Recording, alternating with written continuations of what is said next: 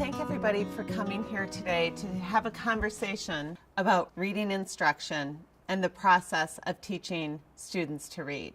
We come from many different backgrounds. As I look around the table, I see teachers, I see administrators, I see parents, I see tutors, I see what all of you share together, and that's a journey with reading.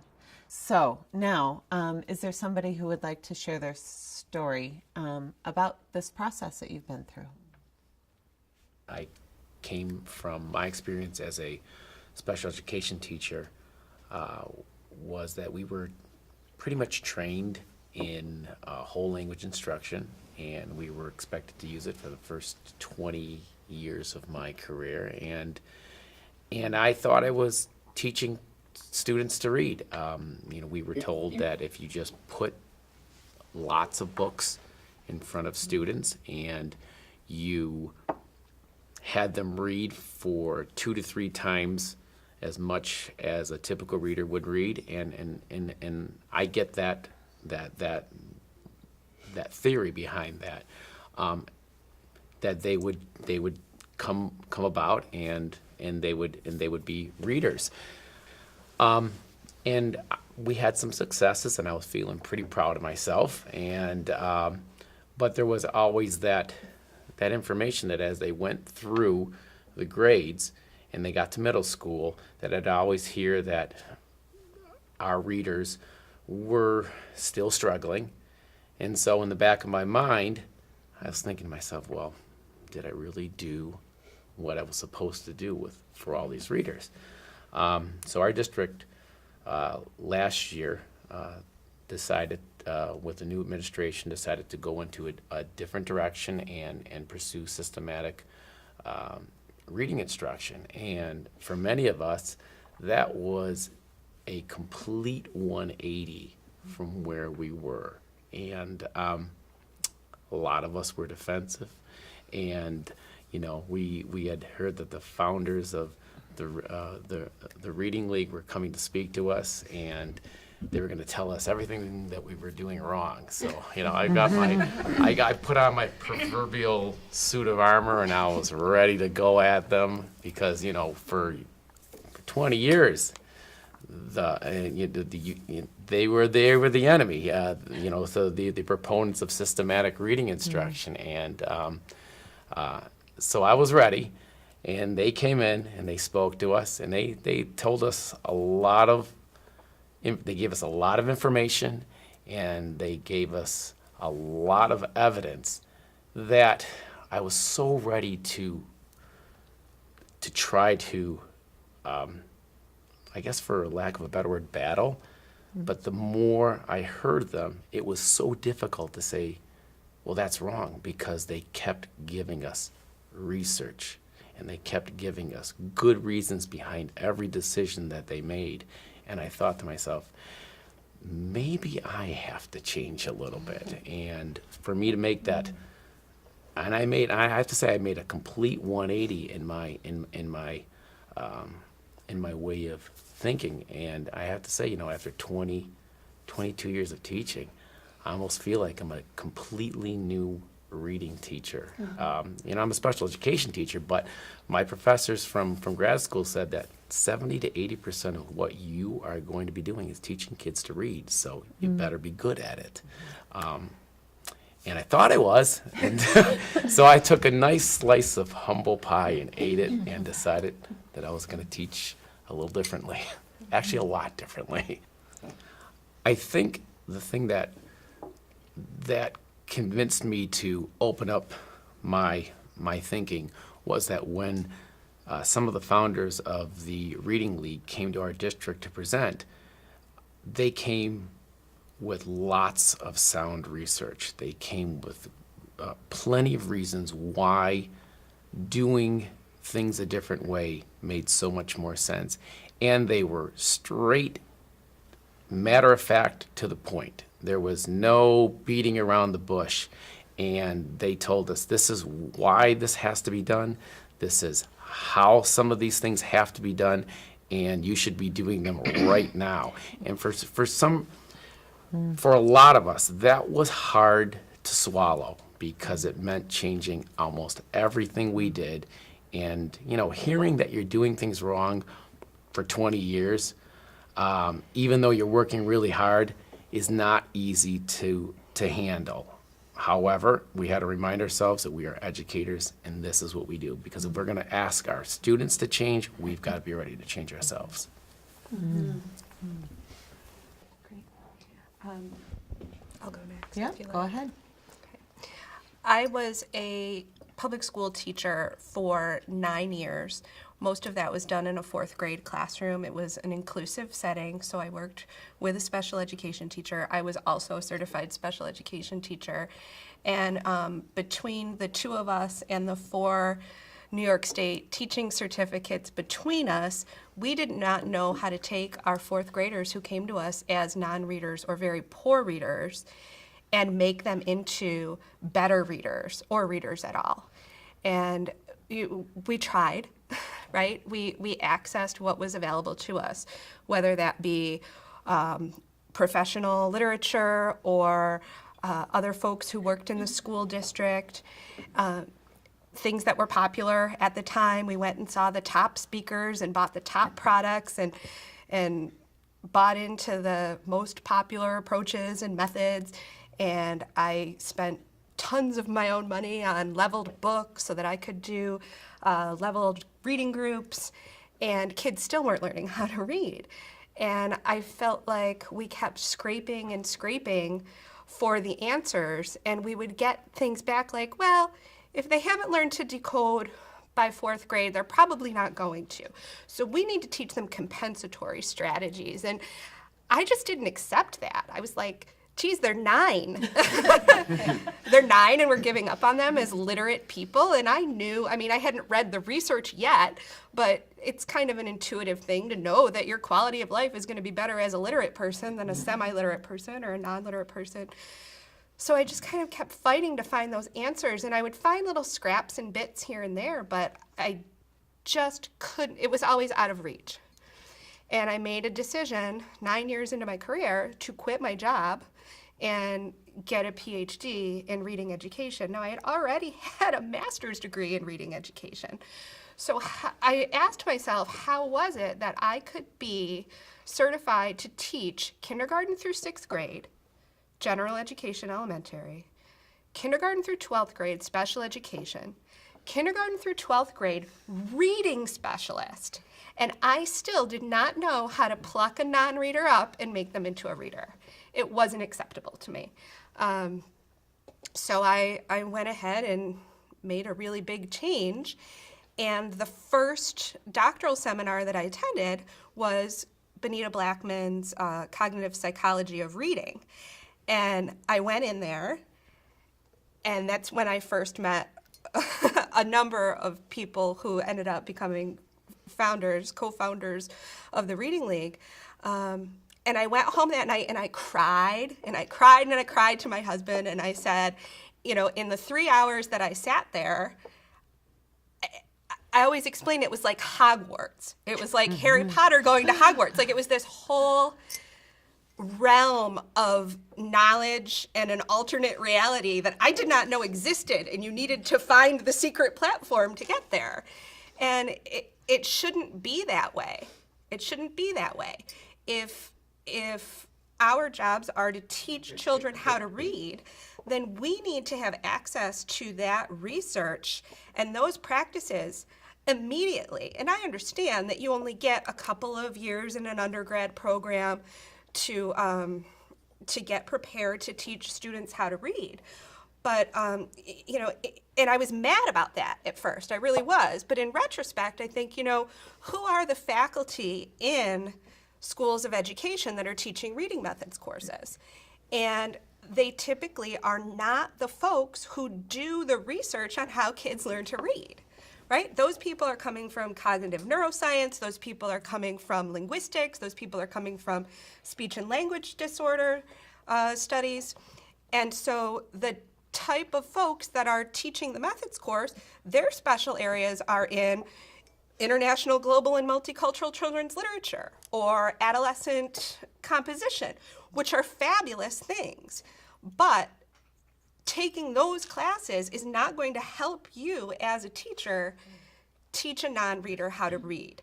That information, that huge body of knowledge that has accumulated over the last 40 plus years needs to be tapped into by our very young teachers when they're learning to be teachers, so that when they get out there into the workforce and into the schools, they have a way to say, okay, I know how to help this kid become a reader or a better reader.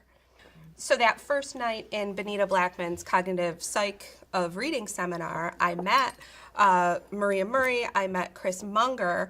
We were both sitting at the table, and we were talking about what our understandings were of how reading works and all that. And I was like, well, you know, there's these 3 cueing systems. There's the graphophonic, there's the semantic, there's the syntactic.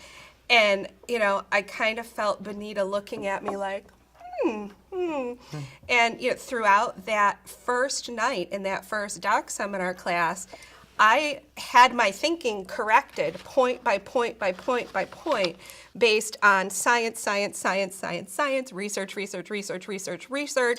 And here is a neurological model based on fMRI studies and all of this stuff. And that was the Hogwarts. You know, that was this body of knowledge that I just didn't know and that I was looking for, but I didn't know what I was looking for. And it fast forward 10 years or so, Maria Murray and Chris Munger had become important friends and colleagues. You know, we were all working in different places, but all working toward the same mission. And that's sort of how the Reading League began, is the 3 of us and a few others started talking about how there's something clogging the pipelines between the research about how kids learn to read and about our struggling readers, and that knowledge getting to the teachers who need it. And when you start talking to folks about that who are out of the field, they'll say, well, don't colleges do that? Like, what does the Reading League do? Don't colleges prepare teachers to teach kids how to read? We say, well, yes, to a degree, but we're always learning. And you can't learn all of this knowledge just in your methods courses. And then they'll say, well, don't school districts provide professional development days? Isn't that why I have to get a babysitter for my kid a few times a year? The pipeline from the research world to schools is even more clogged than from the research world in other disciplines to schools of education. And unfortunately, a lot of those professional development days have to be spent talking about active shooter protocols and bullying and drugs and things like that. And we don't always get to the nitty-gritty of how to be better teachers of reading. So that's the need that the Reading League tries to fill. What we want to do is make all of that really valuable knowledge accessible to teachers in a way that they can leverage it to increase the literacy achievement of their students. I was thinking of a time a long time ago in my career, like over almost 20-ish years. I hate that number, years of teaching, but I was a classroom teacher and I was going to do small group instruction. And so I thought I had it down. I knew my students. I knew what their interests were. I pulled books that were going to be very rich and engaging. But then I likened my experience to this movie, Funny Farm, with Chevy Chase. Do you remember that? And you remember when he got the room and they moved to the country because he was going to write, and the awesome music was playing. He was in his little typing room and the window was up. He was whistling to, everything felt right. And then he opened the typewriter and went to the. And that's how it felt like as a teacher when we were reading and the children are starting to read a story and then they get to a word that they don't know. And the bottom falls out, right? So I don't know what to tell you.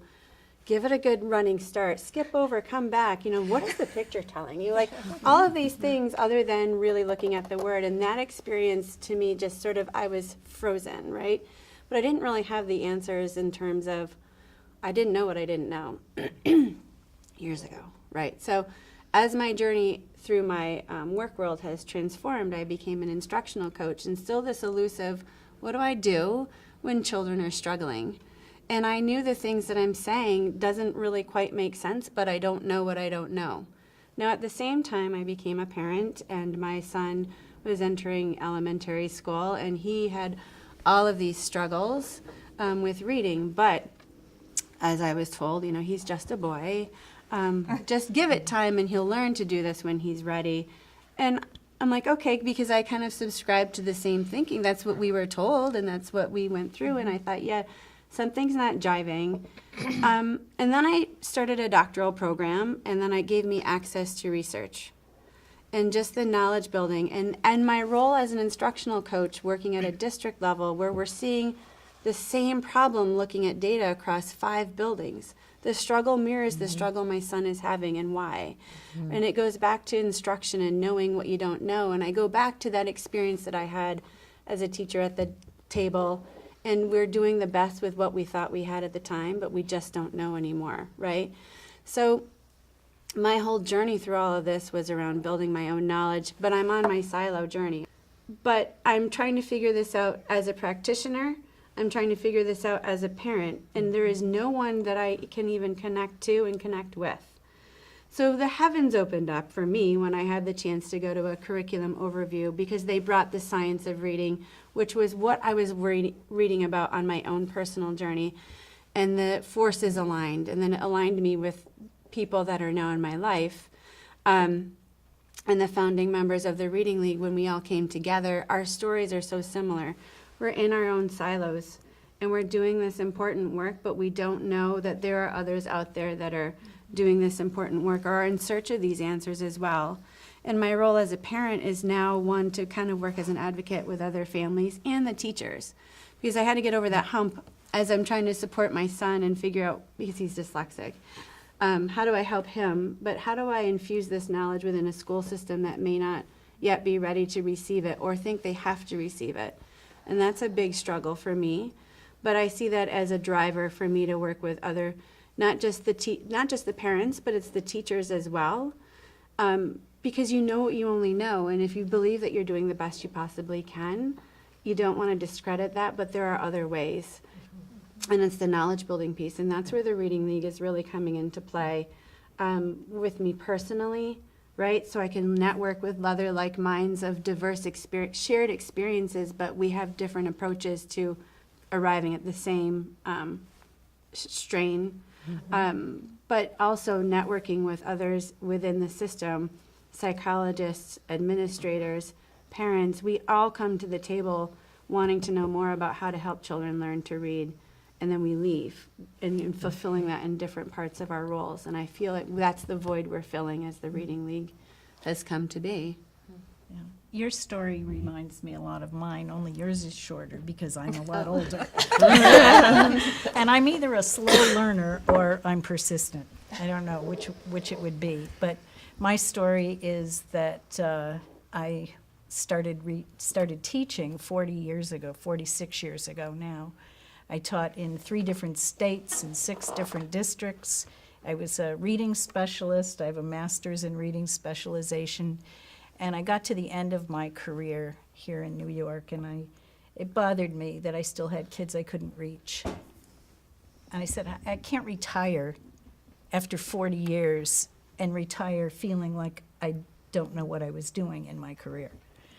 So I got trained everywhere. All these districts were wonderful. They sent me everywhere. I went to Colorado, I went to DC, I went to New York City.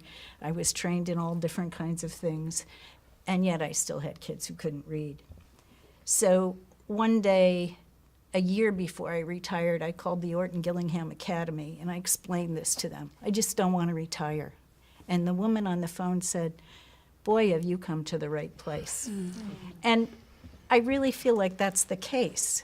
I brought myself for the training. The district wouldn't pay for that one. So I sent myself in the summer for the training. I came back, I worked another year, and I started working with kids twin boys who were in 10th grade. At the end of 4th grade, they were reading at the 2nd grade level. They were reading at 2nd grade in 5th, 6th, 7th, 8th, 9th, 10th grade, still reading at the 2nd grade level, still getting the same instruction year after year. I started tutoring them in Orton Gillingham, and within a year, one was at the 6th grade level and one was at the 8th. They both ended up going to college.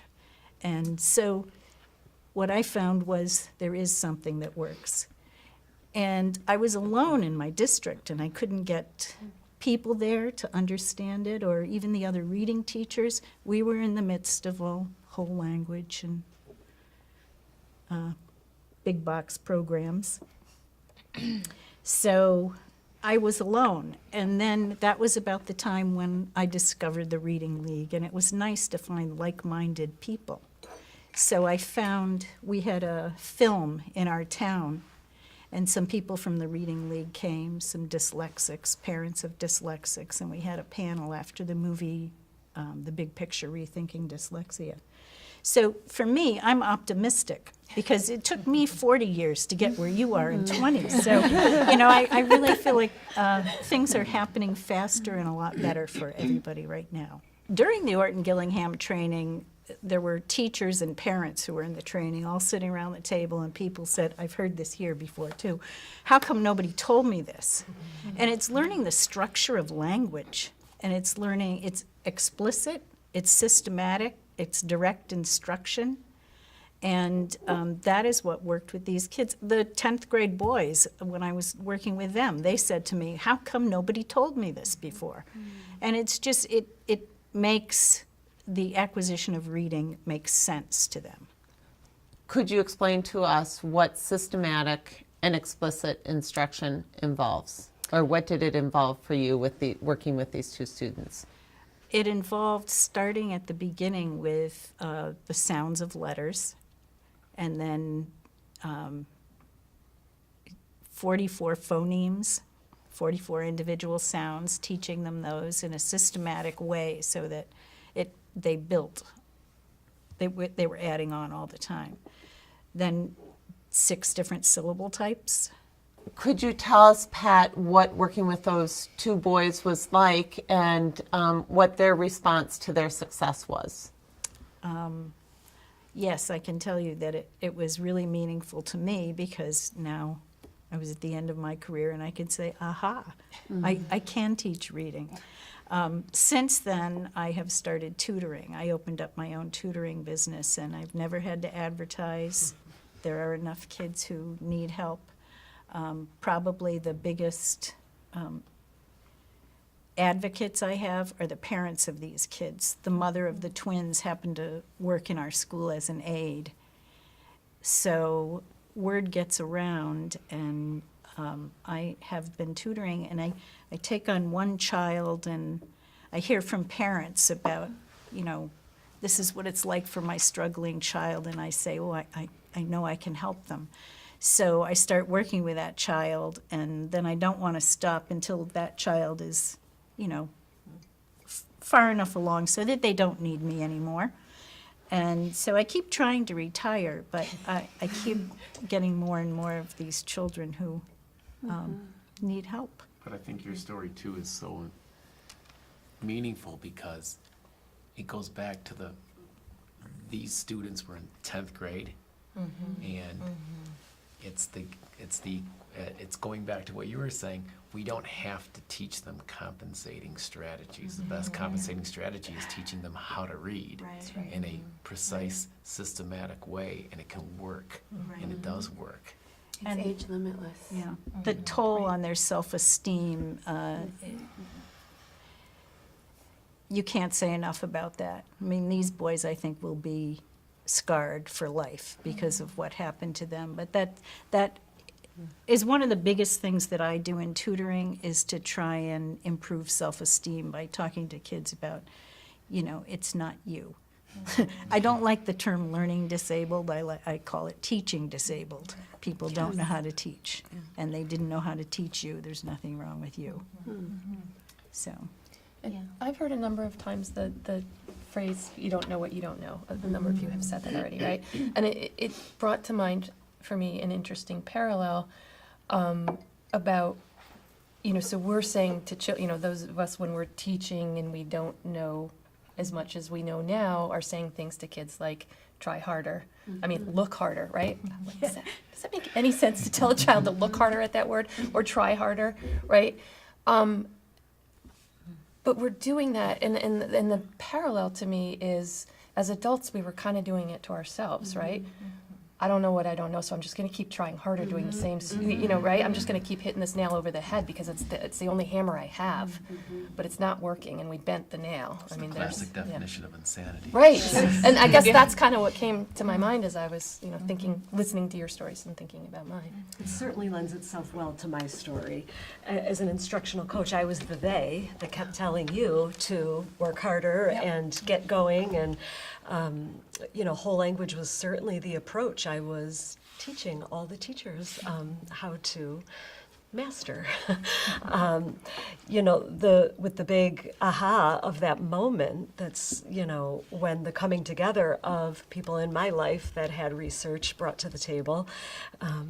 And as we began, now the they becomes the we, right? This movement towards getting research practices into classrooms. We began sharing with teachers the idea that we know you're working as hard as you can. We know you are not showing up purposefully trying to not allow children to read. We're all doing the very best we can. Teachers are among the hardest working people in our society. They go into this to change lives for children. Simultaneously, the research wasn't ever getting to us, right? It wasn't getting to us.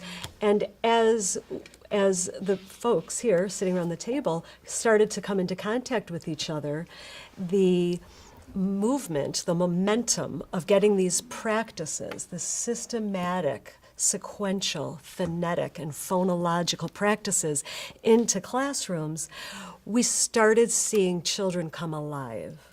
We started seeing it at age appropriate, at kindergarten, the phonological ability just to manipulate sounds and play with words began to create pathways in the brain that expedited getting those words off the page. And as teachers who are desperate to have their children be successful began to gain success, it started to spread like wildfire, right? In buildings, in districts. The excitement in the building level when you have reading teachers go to a reading league event and come back to school administrators, district level administrators saying, you have to listen to me. That excitement is palpable in a building. And as you start to see professionals who care deeply about children get excited about their passion and their career and their desire to have children grow and learn and succeed, when you see the results match the level of work that the teachers put in, the growth is compound interest. It's expedited. So now the excitement's not just in my reading teachers and in their classrooms. They're talking to the first grade teachers, who then the kindergarten teachers come along. And you start to see this movement in a building. Once the movement in the building ignites, thankfully, because of these free events from the Reading League and the dedication of teachers to devote their time in the evening to learn and grow, you start to see that at the building level. Well, it isn't far. There isn't much time that goes by that district officials don't start knocking on your door saying, what's going on in this building? Your teachers are exploding. Your data is exploding. Children are learning to read at age-appropriate ways. How is this happening? Age-appropriate timelines. How is this happening? And now we're starting to see districts come aboard, and we're starting to see district-wide change so that our public education students and parents don't have to pay out of pocket for private tutors. It should not be necessary. I would love to let Pat retire because my teachers are able to do what they need to do. That is the goal of public education. That's the big thing is that my own child, we saw that there were areas that she was struggling with reading and writing. And that happened at a very early age. And I was a classroom teacher and I have my master's in literacy. So what do? I read to my kid. We read all the time. We read before nap time and bedtime and when you wake up in the morning, and that's what I was supposed to do. So it was okay that these letter sounds weren't sticking when she was 4 because she'll get there. Like, it'll be fine. She's going to go to school and she's going to be fine, you know? And then it just she wasn't quite ready to pick up on the things that I thought were going to come naturally. And so, you know, by the end of kindergarten, it's okay. I'll just work with her over the summer, you know, and we'll do a journal. Tell me about your day. Draw a picture. I mean, my kid loves to draw. Draw a picture, write 2 sentences.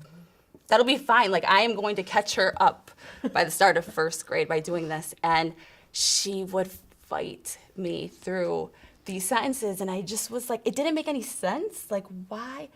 Just write these 2 sentences. Come on, and we'll fix it here. And let me fix this spelling of like, because no, that's not, you know, right? And tomorrow we'll do it again, and we'll do it again, and we'll do it again. And she just stuck her feet in. And I thought it was just a mom-daughter thing, you know, like, I don't know, I guess I just don't have the patience to work with my own kid, and it's that. But it's okay. By the time she gets to 1st grade, her teachers will know what to do, and it'll, you know, I'll be fine. So we did have her, like a middle of the year, 1st grade, we did have her screened through the school.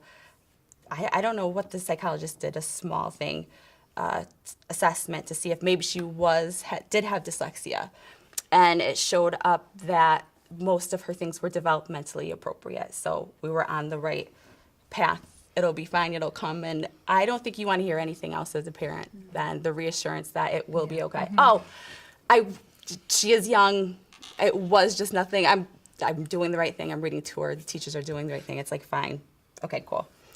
And then it needed more help in 2nd grade, did well enough to test out of it. Like, it just, like, it was this continual thing. And as I began to do my own research, and like, this just does not seem right. I do not get why this struggle is still there when interventions are being put into place that are supposed to be right. So what is it that's missing?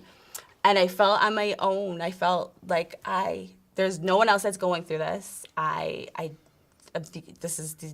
kid is the only kid that is not responding to these interventions, and I don't know what else to do. And then as I started to look, it was like, gosh, it really sounds like it actually is this. And there really are ways out there to help her. And by the way, like, the ways that there are to help my child is also going to help other readers, right? It's not just to help kids that have dyslexia or struggle with reading. Those kids that are doing well in reading are still going to do well in reading, like, if you use these interventions. So it's like, I still find myself just like being like, but you're doing such a good job. Thank you, teachers, for trying to help and for listening to my story as I say, you know, can you please try this with my daughter? But you don't have to, like, go too far. Like, the help is actually there, and it's doing these, you know, specific interventions. And I think teachers just need to have the access to that information because we don't. It's just these learning things, right? Like, pull in from here and here and here and talk to each other. I picture myself saying in these discussions with my husband, like, there's got to be someone in this district that knows about this program. Like, aren't teachers still talking to each other or like pulling in this stuff? And then there's like the reading league, and it's like, oh, well, I guess like teachers from this district and psychologists and tutors and all of these administrators are actually getting together and finding these things and getting the information out. Do classroom teachers know about this? Do parents know about it? Because it's really nice to have other people that are going through a similar thing as you are finding, and I don't know. I mean, I remember going to my first reading league event, and after sitting through it, I realized it's like going to college for free. You're getting a college class for free. I was like, we've got to tell everybody we know about this and get a much bigger auditorium. Because, you know, I remember we went with a couple of our colleagues from our district, and we got back home and we said, well, we better go on YouTube and find all the other archived reading league events because we need to know this stuff and we need to get the word out. And it's getting that access out because it was so hard for districts to get the connection to college and university level research that the Reading League can now make available to us. And at least, again, point us into a direction where now we have an understanding of what we don't know, so we can go out and get that information we need. Your story really resonates with me in a lot of ways. My background was in childhood education, and I started teaching as a 3rd and 4th grade teacher.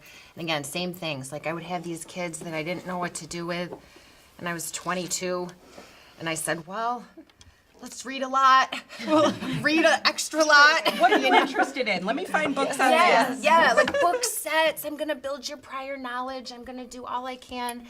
And I didn't know what to do. And I got my master's degree, still didn't quite know what to do. And then a few years later, I had children and sort of dabbled in higher ed a little bit. I started becoming one of those adjunct professors that still didn't really know what to do. And here I am in teacher prep and using the same strategies that I was using to teach my 3rd and 4th graders. And then I had a daughter who couldn't read.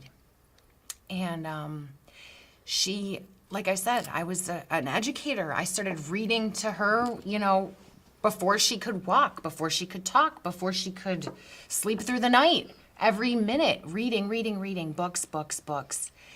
And, she made it through kindergarten. How come our friends are reading and she's not, not even able to sound out simple, like consonant, vowel, consonant words like sat and pat? No, not even close. And her teacher, oh, she'll get it. You read to her at home, it'll be fine. And she struggled through 1st grade. In 2nd grade, she had so much anxiety. She was like in her bed at night with her flashlight, trying to get ahead on all her papers so that she didn't have to do them at school. Super anxious, couldn't sleep anymore. And then, still reading with her, trying to help her, asking the school, can you test her? What's going on? Oh, she's fine. She's a hard worker. She works so hard. And of course you want to hear that your kid is working hard, but not if they're not making gains. And I was actually, like I said, I was an adjunct professor, and then I moved into a more permanent position. And one of my colleagues was one of the founders of the Reading League, and we were sitting at a faculty meeting passing notes, don't tell, and we were right, I'm like, my daughter can't read. Can you help? and she looks over at me and she's like, let's talk after.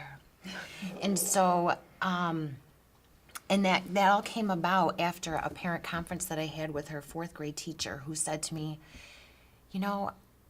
I have never seen a child work as hard as your daughter and make so little progress. And so, I'm just like, what does that mean? Like, stop telling me she works hard and get her some success, And so after a year and a half, we actually ended up changing schools to a different setting because I knew that this wasn't working. And my colleague who started the Reading League started tutoring with my daughter, and within a year, she had progressed almost 3 grade levels. And now she's in 8th grade and she's making headmaster's list. And, her spelling still struggles at times.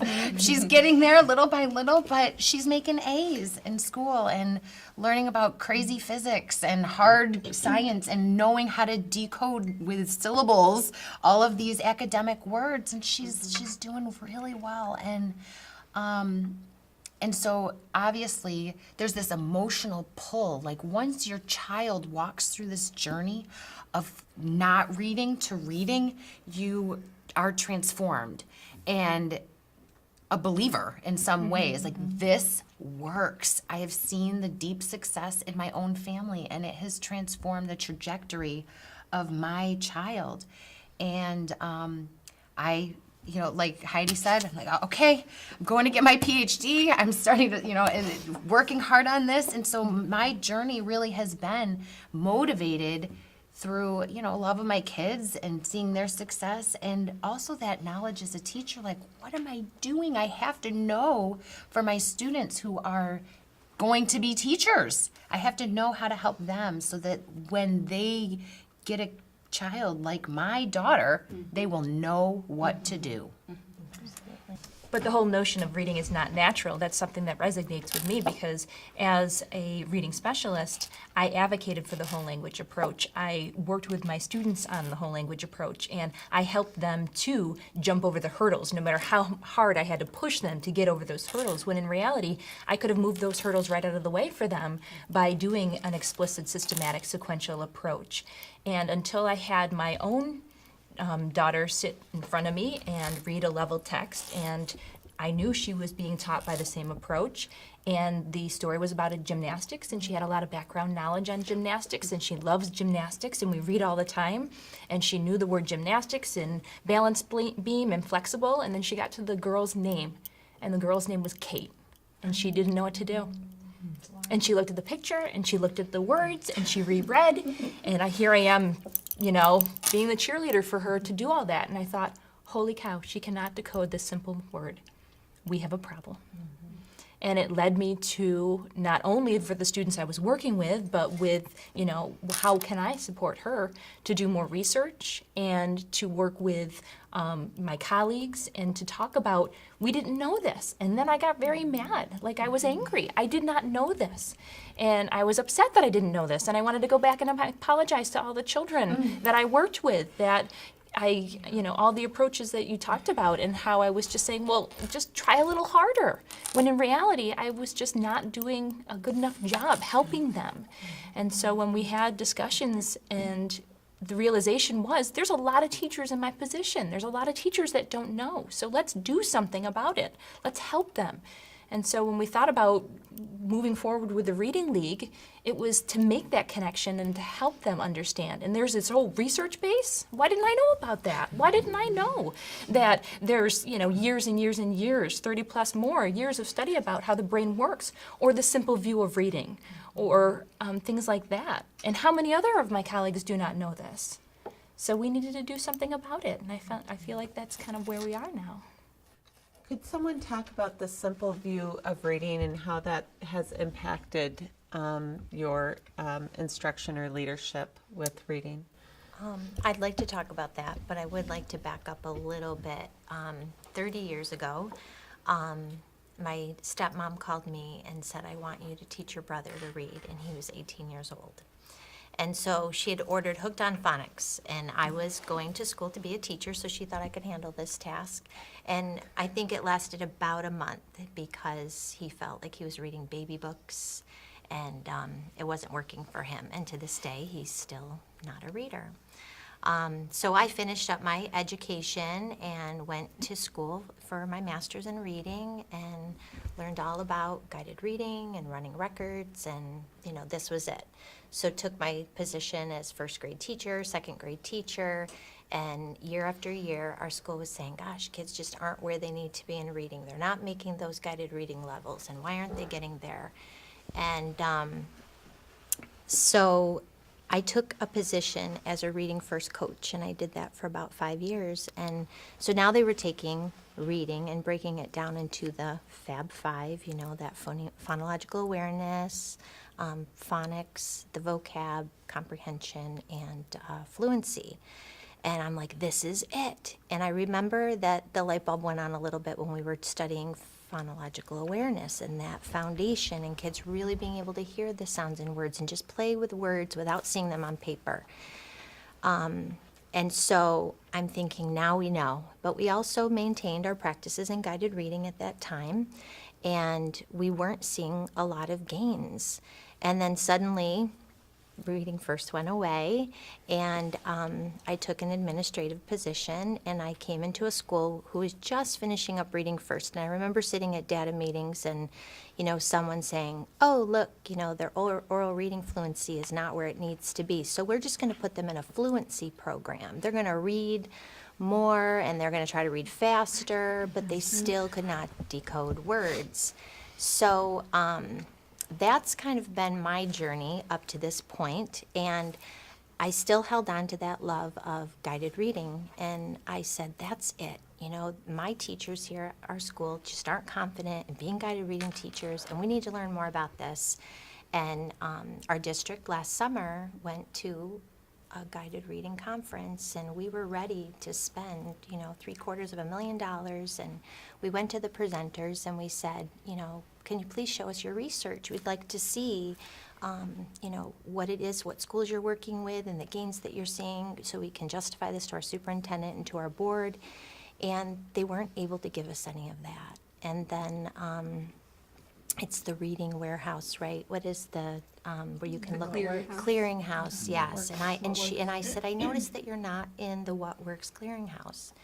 And she said, no, we're not, and we don't intend to be. So there's some red flags that went up at that moment in time. And we had a brand new elementary administrator who had just joined our team. I don't even think she had been with us a month. And she knew we were trying to make this decision to move forward with this or not. And she texted a friend of hers that's involved in the Reading League and said, you know, hey, we're here at this conference and our district's thinking about going forward. And this person said, whoa, please, you know, give us some time to talk to you a little bit about some other reading practices. So honestly, I came back and my mind was made up. You know, this is what we need to do. We need to dive into this. This is the right thing for kids. And I sat in this room with this person, and I didn't want to hear what she had to say, but she talked a lot about phonics and reading decodables. And I'm thinking, you know, in college, decodables were bad. You did not read decodables. You put rich literature in front of the kids. And I wanted our conversation to end, but this person persisted, and As she does. as she does, and she shared quite a bit of information, and I still was not ready for it.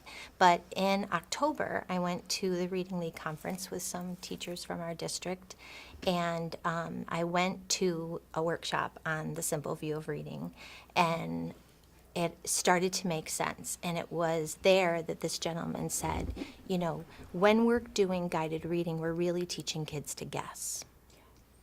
So then as he continued on and he talked about the simple view, he said reading is really about two things. It's about decoding and language comprehension. And he showed us this little formula, you know, decoding times language comprehension equals reading comprehension.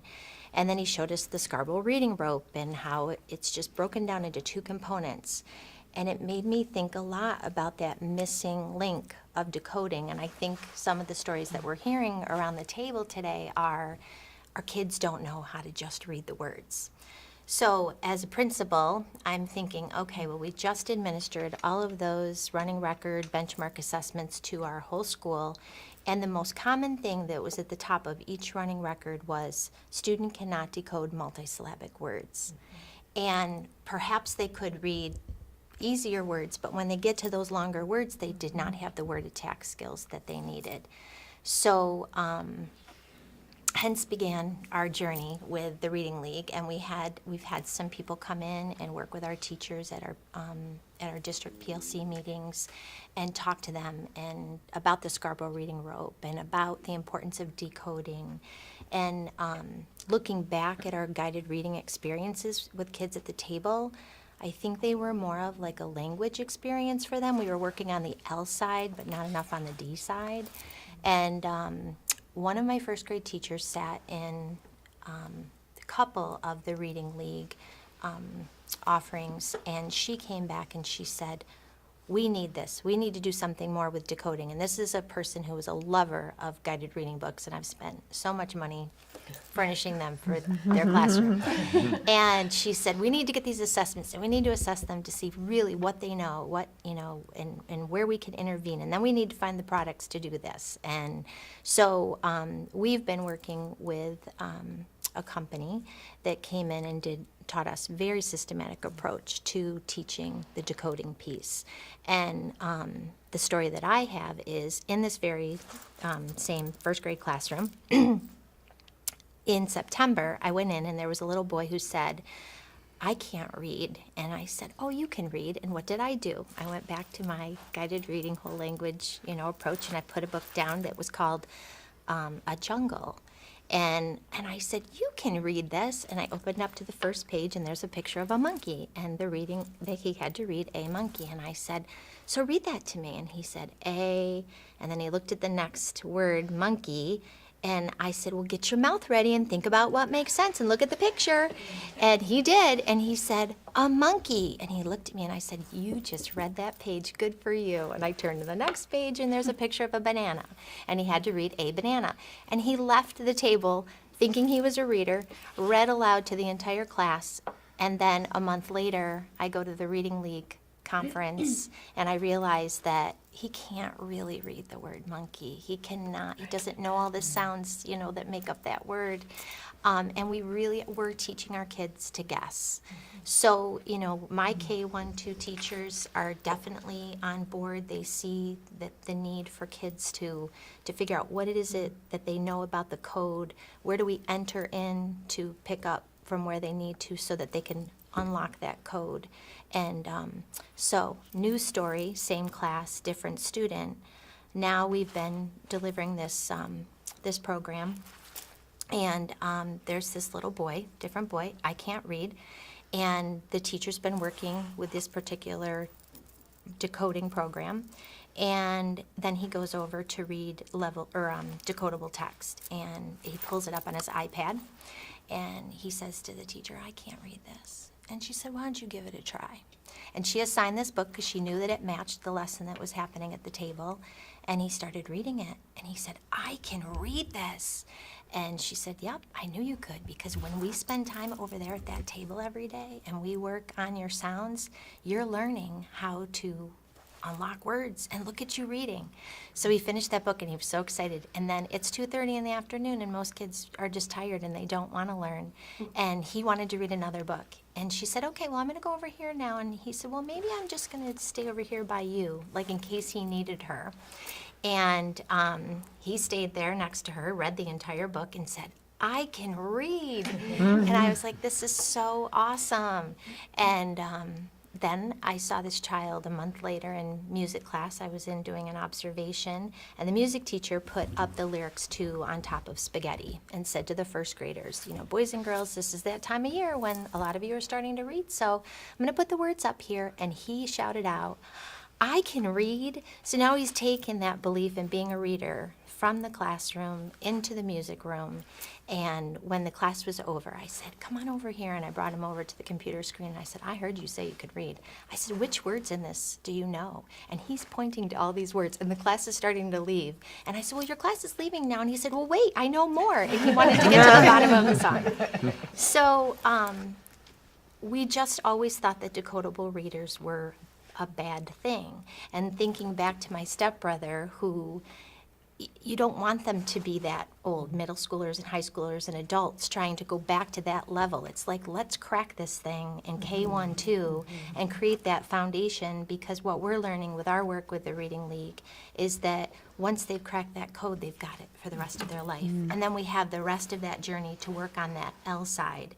So, so that's our aha. We don't know how all the pieces fit together. They don't fit together perfectly, but our people are seeing wonderful things. I'm hearing stories from my interventionist that's using similar decoding program with a fourth grader, and they're just seeing a big difference in reading, their confidence, and their spelling, like they're able to spell.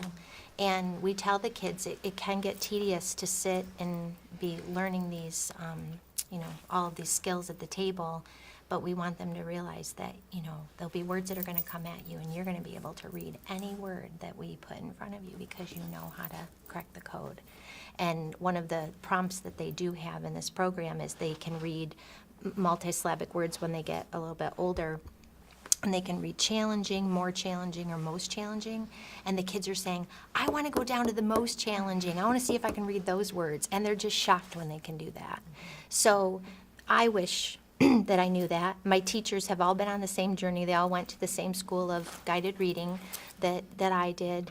And, there'll be a time and place when we'll take those out of the cupboards and we'll put them out in front of the kids. But for right now, we're really trying hard to just do that lesson to text match. And it's working. So thank you for persisting. And what about your perspective as an administrator? What are some of the challenges and obstacles that you have seen and overcome? The idea that if something's not working in the classroom, my child needs to go somewhere in the building to get what they need, some reading teacher, some special education teacher. With the legislation for response to intervention, public schools mistakenly focused a lot on interventions and focused a lot on what happens in those little specialized rooms with specialized instructors to try to help kids close gaps, if you will. One of the aha moments we're having with work such as Dr. Bevering Curry's dissertation on response to intervention, we're realizing that we have avoided looking at what goes on the other 6.5 hours of the day for children when they're not with the specialized instructor. And we call that Tier 1. So to keep that simple, what happens when the child is with the teacher in the classroom all day long is the most important thing. And we have mistakenly thought that sending them for a half hour a day or 45 minutes a day or an hour a day to some specialist who would magically wave a wand and send them back as readers, that we could close gaps. So teachers are constantly coming to administrators saying, we need more specialists, we need more reading teachers, we need more special education teachers, we need more because it's not working, my 6.5 hours. Well, we can't afford more, first of all. And when our specialists come to us saying, well, I've done what I know to do, I'm shoving them over the hurdles, but we're not eliminating hurdles, then what? So the beauty of the Reading League is it's taking all of this complex neuroscience research, boiling it down into teacher-friendly language so that all teachers can come to the table and change what's happening in those 6.5 hours. So when we change what happens in the 6.5 hours of a child's life, we realize that the children that are spending the most time with that one classroom teacher, all of the children are benefiting. When we systematically approach teaching reading to all children, we're needing less and less of our specialist. So right now, the movement is really focusing all of our attention in K1 and 2 to eliminate any issues. In essence, remove the hurdle at K1 and 2 so that we do send proficient readers. So truly, that very low percentage of non-responders can gain access to our specialists, special educators and reading specialists. There are children that can have all of this excellent instruction at their fingertips and excellent parents and excellent schools and tutors and administrators pouring everything they can into children. We still can have a slow response rate with a small percentage of children. We still need our specialists. We still need our reading teachers. We still need more for some children. But if we can eliminate all of the curriculum disabled children, the instructionally disabled children, by attacking what we need in those 6.5 hours in that Tier 1 setting, in the classroom setting, our specialists are now freed up to really attack those that are slow responders or non-responders. I'd like to pick up on the response to intervention piece also, because as a psychologist, my journey is very similar and yet different. And so in my initial in my master's program as a school psychologist, we read a lot about, and this is going back 25 or more years, we read a lot about wait to fail, the wait to fail model, right? So, you know, as a school psychologist, I'm being trained to diagnose learning disabilities, and the critique was, you know, at that time, they had to fail long enough, hard enough in order to qualify, right, for us to catch them. So I was in a forward enough thinking program that we were at least critiquing that model.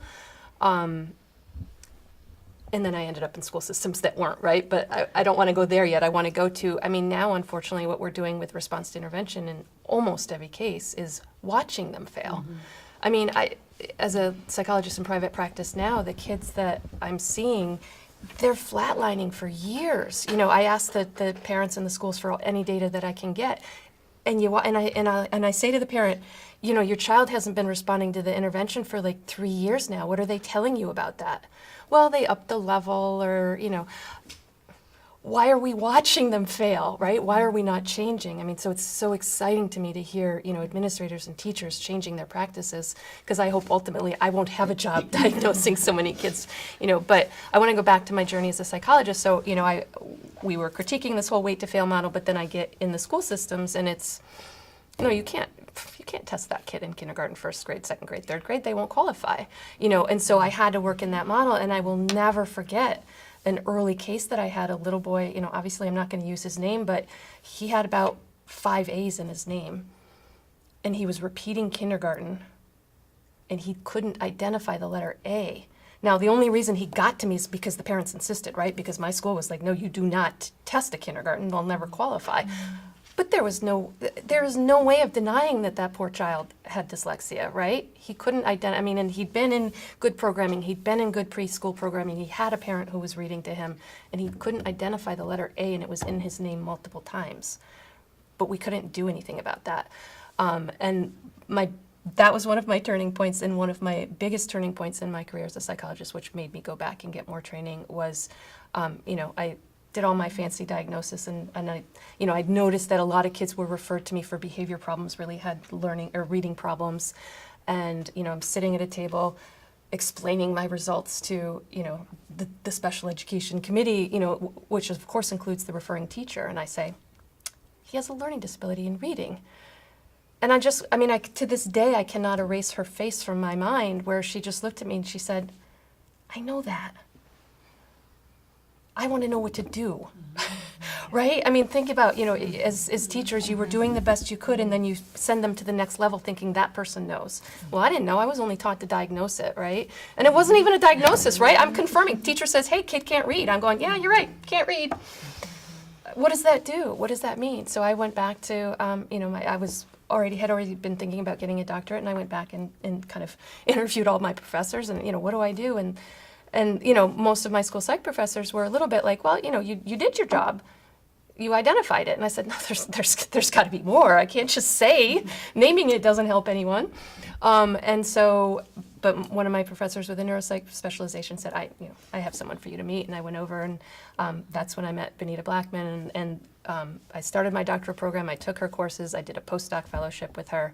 And I learned, you know, I got to work with the Shaywitches at Yale, and I learned everything that I could about dyslexia. I didn't have that personal connection yet, though. I was one of those people that was reading well before I started school. I have 4 kids. I have 1 that could do that. And I have 2 that are dyslexic, and 1 that has Down syndrome, who thinks reading is a guessing game. And I cannot convince him that reading is not a guessing game. I take the pictures away, and he gets very angry at me, right? Because we're teaching him those skills. So in practicing phonological awareness tasks, and I was practicing with my husband, and I asked him, how many sounds do you hear in the word cat? And he just looked at me like I was trying to trick him and said, what are you talking about? Cat. 1 sound in the word cat. And I already had a suspicion. I mean, he's one of the brightest people I know, but his spelling is poor, and he reads a lot, but he reads very slowly. When we had children, which we didn't at that point, he couldn't read out loud to them. So I already had a suspicion, but I at that point I did say, you know, do you ever think that you might be dyslexic? And he said, you just think I'm stupid. I also knew his history. He had repeated English 11 twice. I mean, you know, so I knew. We were in college when we met. He went on to be very successful. But I just knew something just didn't jive with him. And he sort of ignored me and blew that off and thought, you know, you don't think I'm smart, and was actually quite defensive about it. because it was like this sort of hidden thing, right? And when he talked about having to repeat English, it was because he was a behavior problem in high school. So then, though, because I was working with Benita and with the Shawitzes, we had that, and this is telling you how old this is. And so I think it's the 1991 article in the Scientific American article about dyslexia, in a very less academic way than I was talking about it. And he read it and he goes, "This is me." I said, "Yeah, I know. I've been telling you that." And so, in over the decades, I've watched him embrace that to the point where he just told me last week, he's a director of entrepreneurship, he's an inventor, and he just told me last week that he told another person, they were having this conversation, and the guy said, "Nobody else has ever gotten this like you do." And he said, "Well, that's because you're dyslexic too, right?" And the guy was like, "What? What are you talking about?" Right? So he just has come to understand and embrace that. But then I also saw, of course, knowing that my husband was probably dyslexic, that my children would have a good chance of that. And, my oldest two were in toddlers preschools when I was doing a lot of this initial work with Benita and on the research study that we've been talking about. And so, we had a long drive. They went to, half hour to their daycare, which was where I worked. And we did word games in the car constantly. We sang and we rhymed and we broke sounds down and we did that, and it was just a natural part for them. Those two oldest children are my two dyslexic, but I kind of call it like dyslexia narrowly averted, because the one is an avid reader, reads nonstop, but to this day, when I have to help her, she's an artist, and I have to proofread her work because she puts the letters in the wrong order. She has all the right letters in the wrong order. And so she has that sort of different kind of compensatory style. And then my next oldest is just reads very slowly, avoids reading, listens, learns everything by audio, text, or videos. Anything, is rebuilding a car, is going to an Ivy League college next year, but really is not much of a reader. And if you look at his writing, I have a hard time not being embarrassed for him, because it's so ingrained in us, as someone was saying earlier, right? It's so ingrained in us to judge people by their reading and by their writing. And, even with regard to that story, I can remember when he was in 4th grade, I did have to get him tutored outside of school. He did have this whole, look at the picture, look at the first sound, all of those guesses. And I can so clearly, he still teases me about this today. I put my hand over him. They are wrong. Don't listen. They are wrong. And his 4th grade teacher kind of, they were split between science, and his science teacher had him just for science, and his other teacher had him for reading. And he was in the, the low group being monitored for his reading because of his fluency issues. It was, of course, an underlying decoding issue, but we were working on that part outside of school. And his science teacher happened to see his folder in his reading teacher's room and go, "Wait, what? He's in your reading group?" And the teacher actually hid it from the science teacher, but because he was one of those kids that was right on in science, because it was all oral in 4th grade.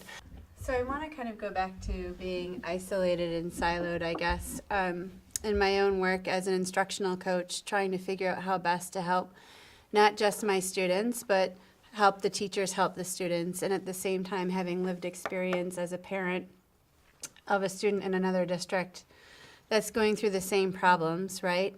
And how that's been a struggle. My son has struggled since he was 5, and being told that he's just a boy and it'll develop and it'll change over time. And year after year, that hasn't changed. And so that's when I became hungry for wanting to know more information, and I was on my own island. I didn't really have anyone to reach out to. I reach out to the school system where he attends, and they say he's fine, just give it some time. Then I must be the crazy person that's just thinking I'm just being overzealous here and hoping that, it'll naturally pick up, which of course it didn't. But at the same time, they noticed he needed help because he had some intervention in 1st grade, and the same intervention happened again in 2nd grade, and the same intervention happened again in 3rd grade. And each year I am asking what's different about this as I'm building my own knowledge base. So I'm finding the tension now. I'm in another position where I have all that knowledge, but how can I help my kid when the school system is saying with what they're doing is working, when there is flatline? When you say gave the same intervention over and over again. And now that you know more about the evidence base, how closely aligned is that intervention that he was given with the evidence base? It was far from it. It was all on what we thought we knew what was best, is if we give them more practice with reading, right? Building background knowledge and flashcards for just sight words beyond galore, that he should just do it if he just tries harder. And oh, by the way, I don't think he's paying attention very much. So maybe if you try taking care of that end of things. So and I'm thinking now as a parent, now what I know, right? On the parent end of things, I have this profound guilt of, if only I knew all of this. He's now 14, so if I knew this going into the game. Because like you had talked about with your husband, I saw parallel. So when my son got to 3rd grade and I thought, okay, nothing has really changed. And frustration with the school system, but now at my learning point, as I've come out of it, I've come to understand that if I too was just learning all of this on my own, how on earth can I expect schools to be doing this if they're not being exposed to this information? Who's exposing them? That's the thing. That's the thing, right? Because it's like if we come as parents to the table saying that this is what we see in our child, and we think they need help, and we're saying things that are common with a very prevalent learning disability. If this, we can't turn to the schools and say this is what we're seeing and we think we need help with it. If they're not going to do anything with that, who's going to do that? Who's going to help those kids? Who are parents supposed to turn to when I really they have believe those this things? collaborative network, which is what's happening with the Reading League, right? We're creating a collaborative network of people in the know, people who are taking this research, getting it into classrooms, moving across buildings, sweeping across districts. When we bring the Reading League constituents in, when we show the videos that are free online, when we ask our teachers to attend this free PD, we are spreading and connecting this knowledge base, which is making an impact. So no longer is it now the special ed teacher's problem or the reading teacher's problem, or wait, let's call the instructional coach in because we really don't know what to do with this child. Well, if she doesn't know what to do and she's the coach and she doesn't know what to do, then what? And I can say she for me as well because I was the coach doing the same things. So this network that's being created is invigorating those of us who are mid-career, those of us that have been hitting the wall. We know 60% of our kids are going to read, right? There's a large percentage of kids that need way more. And as I take teachers to visit your school, and you bring teachers over to visit in Peggy's school, we start talking, we start collaborating. When you look at screening measures of children in full classrooms that are being looked at systematically and regularly with universal screening measures, we are crushing the bell curve in classrooms. That's right. Crushing the bell curve. So we are getting children in kindergarten where they need to be. They're moving to 1st grade ready to go. 1st grade children moving to 2nd grade ready to go. Not because of what I told hundreds of teachers for 10 years, but because of what the Reading League has brought to the table for my practitioners in the building. And I really think that the network is the key, right? It's a league, it's a group of people from, many different professions, not even just teaching, but psychology and professors and reading specialists and parents, like people bringing to the table all that they see children struggling with and asking for help and looking to the evidence for the answers. And I think it's not even just local anymore, but it's growing beyond that. And that's it's exciting. We're getting knowledge from people that are in Australia making gains about how to provide access to reading for kids with dyslexia. I mean, all across the country. We have a new board member from Mississippi. This is exciting that it's not even just localized, but the tendrils are just spreading because it's contagious. Once you see gains, like you were saying, student outcomes change, there's growth, everyone wants in. We want to see kids. We want to see kids reading. And I You want can to start in September looking at children, and by January at that mid-winter benchmark, and you can see significant growth in large numbers of children in a building. You can't argue. No. But how do you get, so here's my frustration, and you know, I'm starting to feel like a pessimist, and I don't think I usually am, and I'm sure it's because as a psychologist, I see the failures of the system, right? But it's not enough for me that like this little district here and this little district here, I mean, because your son's district isn't doing it, your daughter's district isn't doing it, your child, you had to move schools, right? I mean, it's not enough for me. I want this everywhere. I want all teachers to have the knowledge that by all rights they should have had when they started their teacher prep programs, So right? we're trying to connect with our BOCES, and I believe Oswego County BOCES, you know, all of the schools in the county want to do something about reading, and we've talked about everybody just saying, what are we going to do differently? So, and because I know the practices across that county are guided reading. I think one way to shine the light on that is let's take 2 kids that are reading at a level M and let's give them a decoding survey, and you'll see that one child has totally cracked the code and the other one has not. And then you ask yourself, how could that child be keeping up in that reading group with as an M? But eventually that child who's having trouble decoding, it will catch up with her. When she gets to books where she does not have the background knowledge or the vocabulary or the picture support, she's going to start to have difficulty, and it is going to show up in middle school and in high school. So I think we need to show the teachers that are still holding on to those guided reading practices that just do this decoding survey. And that's difficult, though. I mean, the one thing we hold true to is our passion for teaching literacy. I mean, people, it's one thing to say that we change, but that's the one thing that, if we were taught that way, that's what we hold true to. And so that's the beauty of the Reading League, not only making connections with districts, but also offering the research and the information in a non-threatening, teacher understanding way. To say, you were not bad, but we can be better, and let's move forward. And now that you have this knowledge, you have to do something about it. And I want to say so too, like with the siloed piece, that I feel like a part of my life now is to cut through all the silos, given my own experiences as a parent and working within a school system as an educator, to see that, you know, we've got the school psychs, the special, like we're working parallel, but very often do we intersect. And I feel like our group with the Reading League, we are sending that message that we're inclusive of all different perspectives to gain this knowledge in order to go back into your system, and then in your role in which you're fulfilling, you're filling it out that way. And that's the other piece, the beauty to it is the fact that we're finding commonality within different roles and experiences, that we all have the same struggle.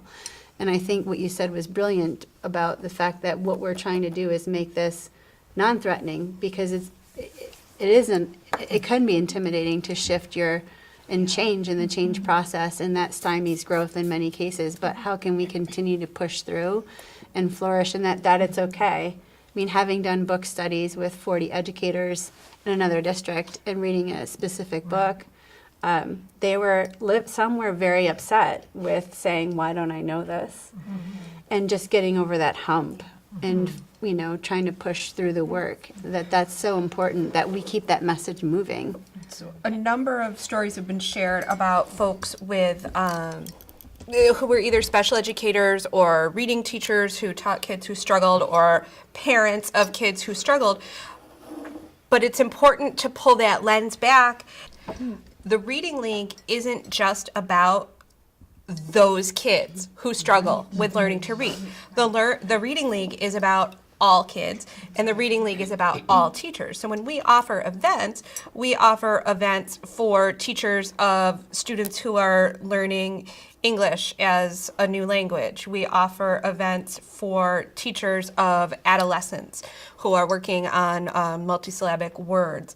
To go back to what Heather said about how 60% of kids are going to learn regardless of the approach that's used. So what we know about reading instruction is that pretty much any approach that's used is going to result in about 60% of kids learning how to read to a reasonable degree, right? And that leaves 40% who don't. And that's not good enough. That's not good enough at all. But we also know that if we take our practices and we align them to what the evidence base tells us about how kids best learn to read, instead of reaching 60%, we're going to reach 80, 85, 90% of those kids. And that 60% that would have learned anyway, like the child Peg was talking about, who was at the level M and still couldn't really decode the words, had just memorized a lot of words, that child is part of that 60%, they're going to learn better. So that 60% is going to achieve at higher levels than they would have in the first place and avoid that slump once those supports are taken away. That fourth grade slump is a huge reality that building leaders and, district leaders recognize. So those verbal children, the ones who understand how books work and how language works because they've, been read to quite a bit, they're doing very well. Fourth grade hits, we have multisyllabic words that are now content specific, and that's where we start to see that crash. It has always been a practice that those children get removed from the room, go down the hall into this little teeny room, usually with no windows, and get some special intervention that is supposed to take care of business. So the beauty of the Reading League is we are enriching classroom teachers' knowledge and practice so that we can use those little rooms at the end of the hall for closets again instead of little rooms for children who struggle. And let's remember, that instruction is also supposed to be, I haven't been teaching in a while, but I remember when I started teaching, that was not supposed to be a replacement of instruction. It was additional instruction. And I know from my own child's experience, it's not being used that way. It's the only instruction that's happening. So we're not just doing more, we're just replacing it with this, and that is not what that intervention was intended for. And even if it was, in addition it's not the to right intervention, right? So what happens? That. Right. So say we have a classroom that is the classroom teacher's doing her best and doesn't know what she doesn't know. Those practices aren't aligned with the evidence base. So she has 40% of her kids that are referred to intervention or to special education. They go out. Maybe they get more of the same. You're still not going to see an increase, right? Or maybe they go out and they get some evidence-aligned instruction that really helps them along. And that's great for them, but still we're back to the problem of only those kids need the evidence-based instruction. Well, what happens? They reach whatever criteria point the district has decided is sufficient, and they're discontinued from that intervention. They continue to only get the tier 1 intervention, and they start lagging until they qualify for the intervention again. And then, Steph and I have started to call that the water cycle of intervention, reading intervention. We just keep precipitating kids through this cycle. And that answer really is cleaning up that tier 1, making sure that all kids get instruction that's aligned with the evidence base. So in order for that to happen, all teachers, all educators need it, right? My ENL teachers, my speech pathologists, my reading teachers, my homeroom teachers, when we all get to the table together, we are systematically, just like with reading, systematically attending to adult learning and adult understanding and adult practices to the point where we can, in fact, impact an entire building of children, one building at a time. That's 500 in my case. And as we continue to grow and network, we're bringing teachers all around to each other to visit.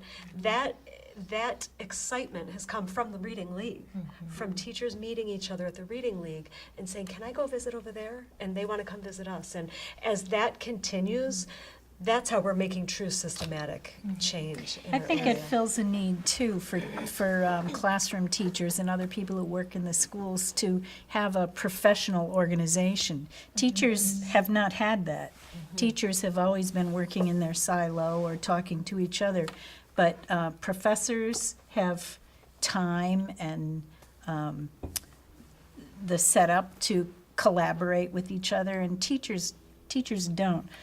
When I was teaching, I used to say, I feel like I'm paddling a canoe upstream and I can see another technique on the side of the bank, but I can't stop paddling to get it because teachers just don't have that time.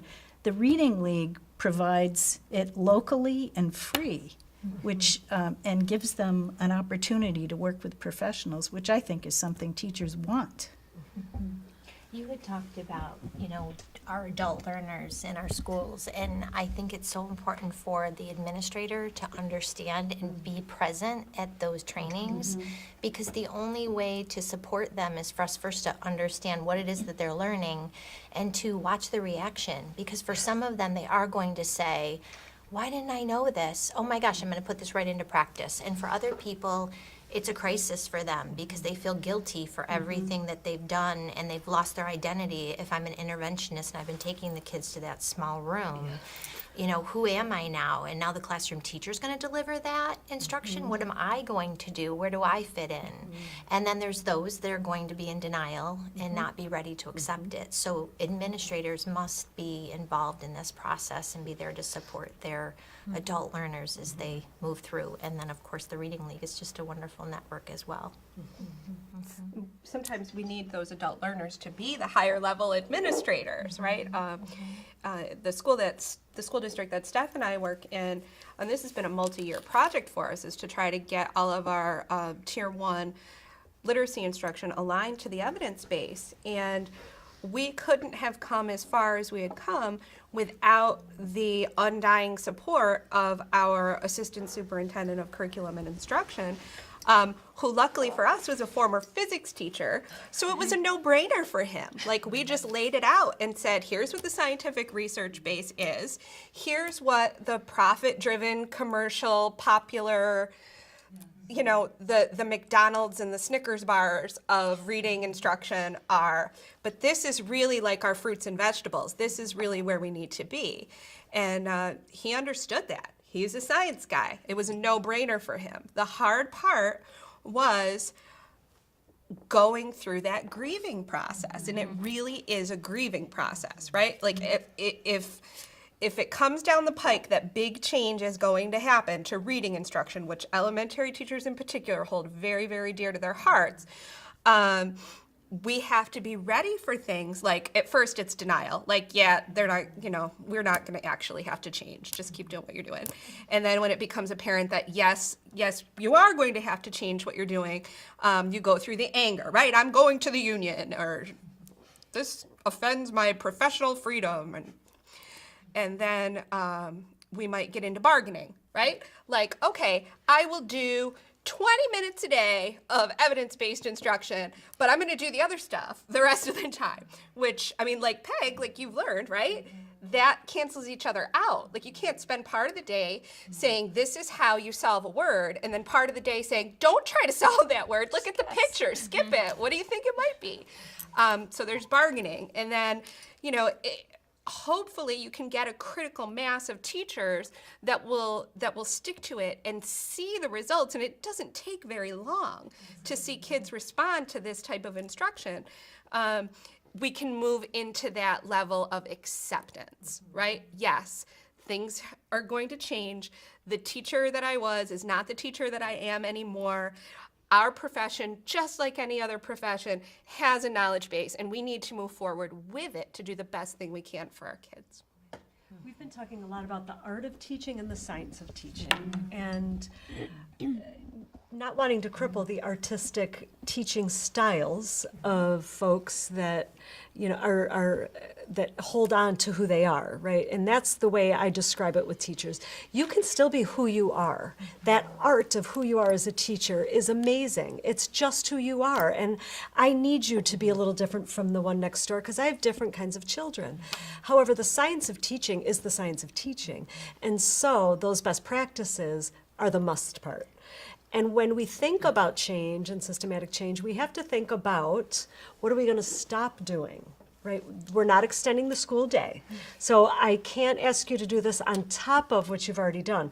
So let's really look at our student achievement data. Let's look at what we've been doing and is it helping growth, make growth? And if it's not, let's put that on the stop doing list. And what will we add to the start doing piece? And that's truly how we move with systematic change. And helping people draw those connections by using student outcomes. And now we're about learning focus versus teaching focus. That helps me as an educator shift my teaching practices.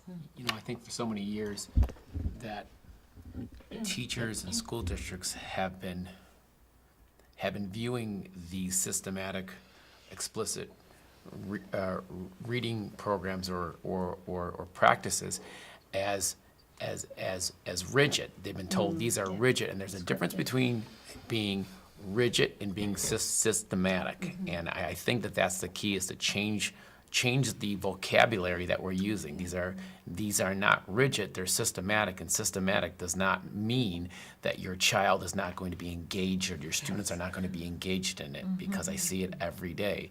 You know, I was on the other end of that spectrum for 20 years. I was told, you know, these explicit, systematic people are the bad people, so avoid them. And yet, and when we made that shift last year, you know, I had to be at a point where I said, okay, I'm going to do it just the way they said I'm going to be doing, and then I'm going to prove them wrong.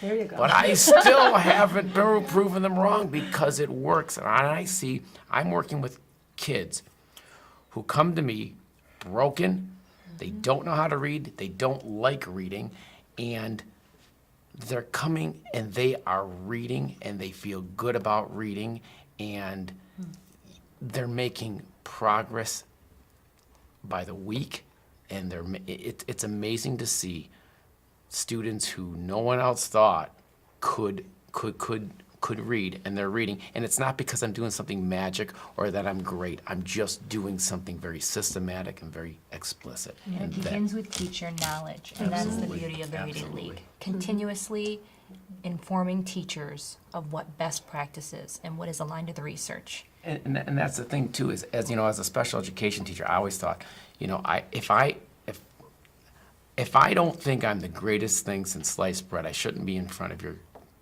children. But with that said, you should avoid me. It should. This should be done at the classroom level, at the classroom teacher level, the tier 1 level, so that when we do have students that don't respond after a long period of time, that we can give them some very individualized small group work, and we're not overwhelmed with numbers of students who should have had this. I mean, I want to pull 9th and 10th graders that I had and say, come on back, I've got something to teach you. You need a do-over. What has this shift in your practices done for you as professionals? Well, I think you can take the anger, and I had a lot of anger that I felt that I didn't know this. And you can stew in it, or you can use it to move you forward. And that madness led to momentum. And we said, we know better, so we will do better, and let's move forward. What we knew then, we knew, and now we know better. And any profession that you get into, people are always growing their knowledge base. And that's what this is all about, doing better. And I think one of the themes that we've heard a lot in our stories is, you know, we didn't know. And we have this guilt or this anger or whatever, but once we knew better, we did better, right? And I think that the more that we share those kinds of stories, hopefully it lowers the defenses of people, because that's all we can do. You were given this knowledge base and you have done a bang-up job with it. Now we have something new. I also think of the children like my son that might not have had an advocate in their corner. So I feel obligated to work for the children. I know for me, I'm in teacher preparation, and so I have the joy of working closely with cooperating teachers for my students as well as pre-service teachers. And I am burdened in my classes to make sure they do not leave my semester without knowing. I have in some ways an opportunity to shift the trajectory of their knowledge base. And also, because it's so connected to the field work, have them do it with kids and experience that success of teaching kids that struggle with reading to now be readers. And I'm just hopeful that the power and the experience of seeing kids change from where they were to who they are now in a 6-week span of interventions that they learn, that they will be forever changed for the trajectory of their career. Maybe barring, what the previous context of the school climate is that they get hired into. No, I do know what the evidence is, and I will be an advocate for change. So. And universities are doing a better job. I mean, I'm somewhat active on Twitter, and every once in a while a tweet will come along and say, universities must teach this stuff. And, we are. I mean, I adjunct for 2 different universities, and both of them are doing a great job of putting courses in that really do teach about this knowledge base and giving teachers or pre-service teachers or graduate students who are getting a literacy master's, even special ed graduate students, this opportunity to work in a clinical environment with a real live child in a real school, applying what they're learning in their coursework about the evidence base on what works best for teaching children how to read. So we are getting better at that, absolutely. I want to also add to what I said before. I'm actually bringing my students to the Reading League events, and I think when we're there and we see young students that are just learning and growing, it's a powerful thing. This last event, when we were greeting people, there was a teacher candidate that came in that I had 5 years ago, and I was thrilled. I didn't know where she was teaching. I was just, I'm so glad you're still investing in this. And that's the power of it, is seeing that this is a lifelong pursuit of knowledge, really. Part of the momentum that's happening is the sense of urgency, right? And so when you ask, what has this done for me professionally? It has provided a sense of urgency in a way that is life-changing. When we think about what happens to illiterate students, they drop out of school, their life expectancy decreases, their rate of landing in prison increases. Young girls are getting pregnant at 9 times greater when they're illiterate and dropping out of school. We can look at the cost of not responding and the societal cost, because there are a lot of kids without advocates. There are a lot of kids that are going to leave us without advocates, and they're going to leave our school systems. And the cost of those lives is detrimental, not just to those children, but to our entire society. And so the urgency of getting children reading on time and appropriately so they can complete school, college and career ready, and civically ready, we want to make sure that our message stays alive. I want to thank everyone for participating in today's conversation. Everyone brought a personal and professional perspective that was different. I think, though, what is clear is that there is definite need for the Reading League and the work that it does to support teachers, schools, and districts in our community and beyond.